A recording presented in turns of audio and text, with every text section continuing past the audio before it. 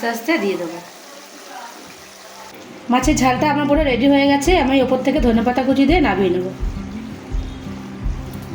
নমস্কার বন্ধুরা, বাঙালি রান্নাঘরে আপনাদের সবাইকে স্বাগত জানিয়ে আজকে রান্নাবান্না আমি শুরু করছি। অনেকদিন ভিডিও আসে না। আজকে করব দুটো রেসিপি, একটা হলো বাটা মাছের ঝাল আর কাঁচা ডিমের কারি। পুরো ভিডিওটা আপনারা আমার সঙ্গে। ডিমের জন্য পেঁয়াজটা কেটে নিচ্ছি।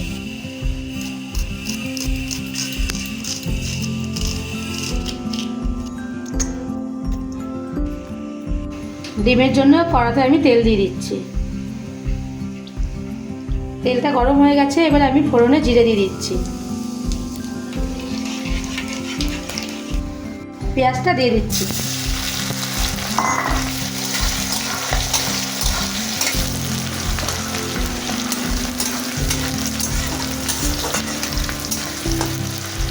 ডিমের জন্য মশলায় নিয়ে নিচ্ছি আদা, রসুন, গোটা শুকনো লঙ্কা, গোটা গরম মশলা আর গোটা জিরে।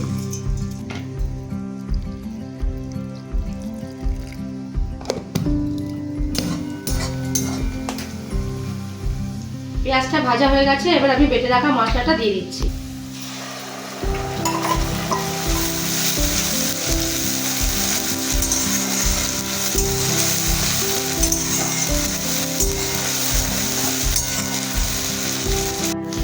লবণ, হলুদ,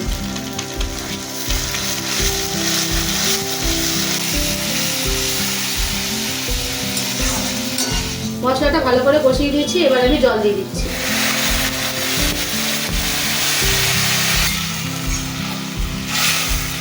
এভাবে ফুটে গেছে, এবার আমি ভেঙে রাখা ডিমগুলো আস্তে আস্তে দিয়ে দেবো।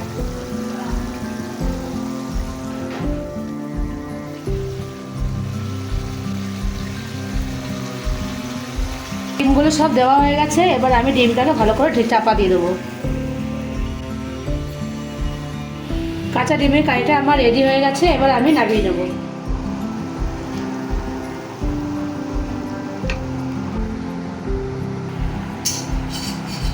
মাছটা ভাজার জন্য কড়াতে আমি তেল দিয়ে দিচ্ছি। তেলটা গরম হয়ে গেছে, এবার আমি মাছগুলো ভেজে নেব।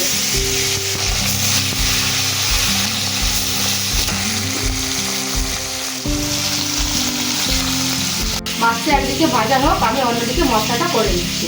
মশলা দিয়ে দিচ্ছি গোটা সর্ষে, শুকনো লঙ্কা, কাঁচা লঙ্কা।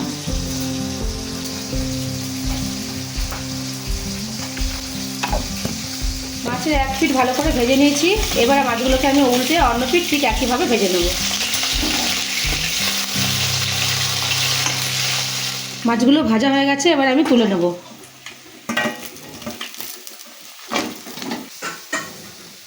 দিয়ে দিচ্ছি কালো জিরে ফোড়ন, দিয়ে দিচ্ছি বেটে রাখা মশলা, পরিমাণ মতো লবণ, হলুদ,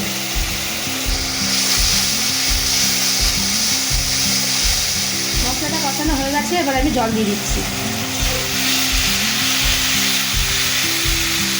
দিয়ে দিচ্ছি টমেটো কুচি।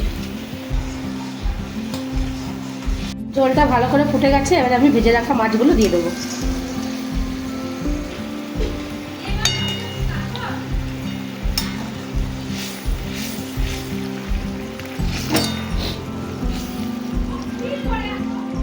মাছের ঝালটা আমার পুরো রেডি হয়ে গেছে। আমি ওপর থেকে ধনেপাতা কুচি দিয়ে নামিয়ে নেব।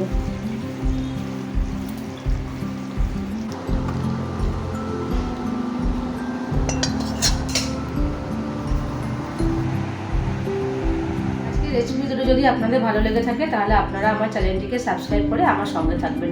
ধন্যবাদ।